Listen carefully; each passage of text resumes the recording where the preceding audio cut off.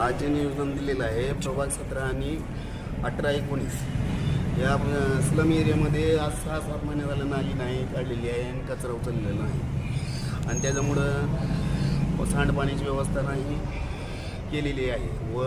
त्याच्यामुळं दुर्गंधी डास मच्छर लहान मुलांचे आरोग्य धोक्यात आलेलं आहे आणि घाणाचे साम्राज्य वाढत आहे आणि पाळीव कुत्रे आहेत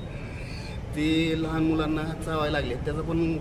काय बंदोबस्त केलेलं नाही नगरपालिकेने त्याच्याबद्दल हा निवेदन देण्यात आलं आहे आणि या निवेदनाद्वारे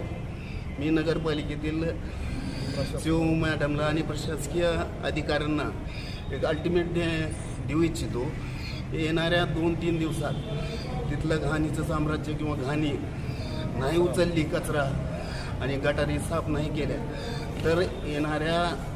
नवीन वर्षाच्या जी काही